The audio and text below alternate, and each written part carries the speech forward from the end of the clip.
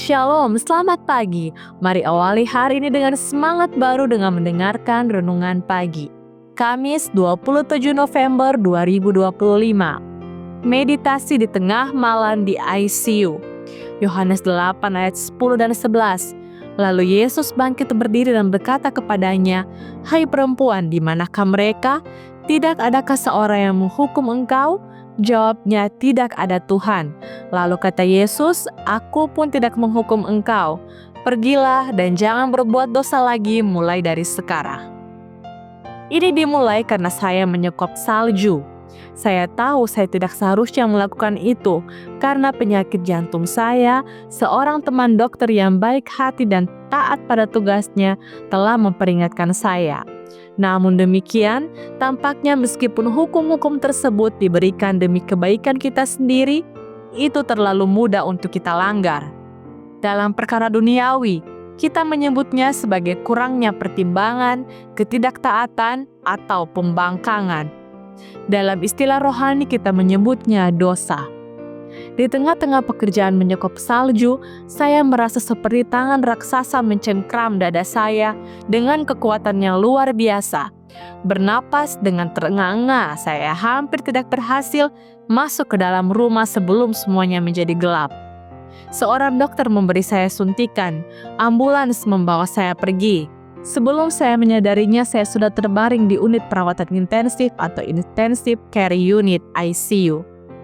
Di sini hukum yang pasti berlaku, efisiensi dan kebersihan menang, perhatian penuh, ketelitian yang penuh pertimbangan, dan cinta diberikan prioritas.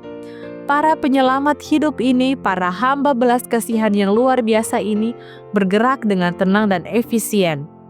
Saya merasakan sebuah tangan di bahu saya mendapatkan kata-kata yang menghibur. Ketakutan dibuang dan digantikan dengan pengetahuan bahwa saya berada di tangan yang aman. Disinilah saya di tempat tidur ICU. Jelas-jelas merupakan orang berdosa secara fisik. Saya telah menyekop salju yang bertentangan dengan perintah dokter saya, dan sekarang saya menuai akibat penuh dari ketidaktaatan saya. Adalah hal yang wajar untuk mendapatkan kata-kata kecaman. Tetapi, saya tidak mendengar satu kata pun yang negatif keluar dari mereka yang melakukan yang terbaik untuk menyelamatkan hidup saya. Di rumah sakit, perhatian utama adalah menyelamatkan nyawa. Bukankah itu juga seharusnya menjadi kepentingan utama gereja? Mengapa begitu banyak orang berdosa di gereja?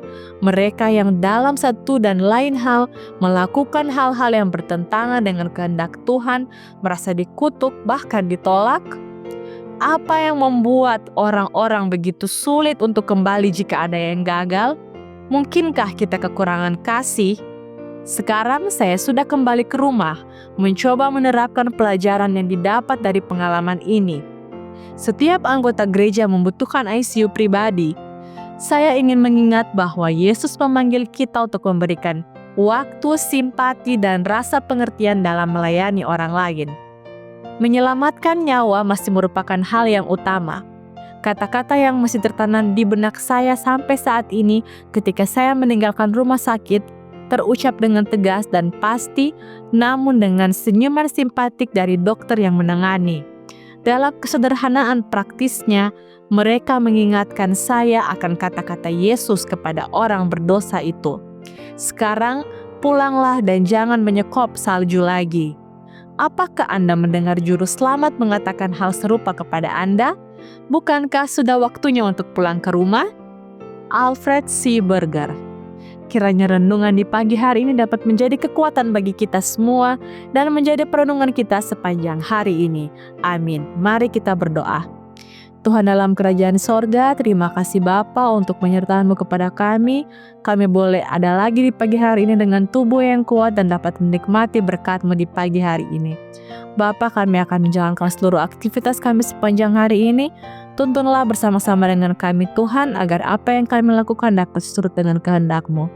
Berkati kami sepanjang hari ini Tuhan, dalam nama Yesus kami telah berdoa, amin. Demikianlah renungan pagi hari ini. Silakan share video ini dan subscribe YouTube channel Cornelius Media, dan follow kami di Instagram dan Facebook @Cornelius Media.